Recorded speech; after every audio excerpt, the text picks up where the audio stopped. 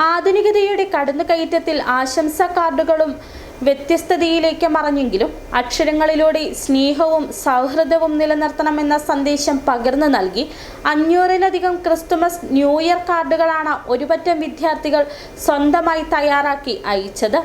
നെടുങ്കണ്ടം കല്ലാർ സ്കൂളിലെ കൂട്ടുകാരുടെ ആശംസാ കാർഡുകളുടെ വിശേഷങ്ങൾ കാണാം.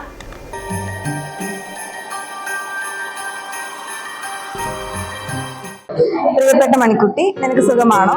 ക്രിസ്മസ് എന്തായി? നിനക്ക് ഈ പുതുവത്സരം വളരെ നന്നായിരിക്കട്ടെ എന്ന് ആശംസിക്കുന്നു. ഈ ക്രിസ്മസ് സന്തോഷത്തോടെ സമാധാനത്തോടെ ആഘോഷിക്കട്ടെ. Once again happy Christmas and happy new year.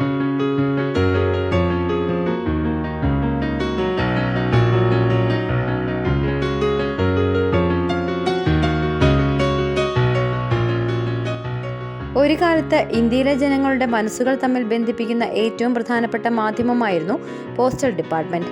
എന്നാൽ ആധുനികതയുടെ കടന്നുകയറ്റത്തിൽ ലോകം വിരൽത്തുമ്പിലെത്തിയതോടെ ഇല്ലന്റും പോസ്റ്റൽ കാർഡും ആശംസാ കാർഡുമെല്ലാം വിസ്മൃതിയിലേക്ക് മാഞ്ഞു. പഴയ പ്രതാപത്തിന്റെ പ്രൗഢി വിട്ടൊഴിഞ്ഞ് പല എഴുത്തുപെട്ടികളും തുരുമ്പെടുത്ത് തുള വീണു. എന്നാൽ മനസ്സുകളെ തമ്മിൽ ബന്ധിപ്പിക്കുന്ന ആ പോസ്റ്റൽ ഡിപ്പാർട്ട്മെന്റും അതിന്റെ ചരിത്രവും അനുഭവത്തിലൂടെ കുട്ടികളിലേക്ക് എത്തിക്കുക എന്ന ലക്ഷ്യത്തോടെയാണ് നെടുങ്കണ്ടം കല്ലാർ സർക്കാർ സ്കൂളിലെ NSSന്റെ നേതൃത്വത്തിൽ ഈ ക്രിസ്തുമസ് ന്യൂ ഇയർ കാലത്ത് കത്തുകൾ എഴുതാൻ പ്രേരിപ്പിച്ചത്.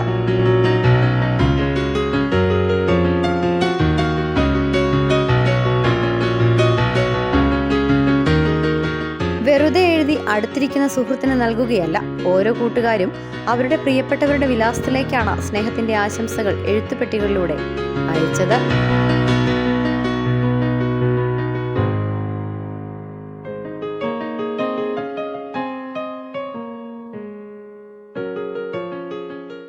നമ്മുടെ തപാൽ സംവിധാനം എന്ന് പറയുന്ന വളരെ വൈഡായിട്ടുള്ള ഒരു നെറ്റ്വർക്ക് ഉണ്ട്. അതിനെക്കുറിച്ച് നമ്മൾ അറിയണം.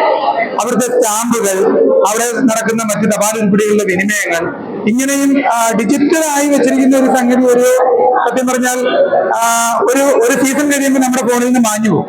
പക്ഷെ ഇങ്ങനെ ഹാർഡ് കോപ്പി ആയി കിട്ടുന്ന ഒരു എഴുത്ത് അല്ലെങ്കിൽ വാട്സപ്പിലും ഫേസ്ബുക്കിലും ആശംസകൾ അറിയിക്കുന്ന പുതിയ തലമുറയ്ക്കും കത്തെഴുത്ത് കൗതുകമായി. പലരും ആദ്യമായി കത്തെഴുതുന്നവർ. നമ്മൾ പഴമയിലേക്ക് പോകുമ്പോൾ നമ്മുടെ ഗൃഹാതുരമായ സ്മരണകളും നൊസ്റ്റാൾജിക് അനുഭവങ്ങളുമാണ് വരുന്നത്.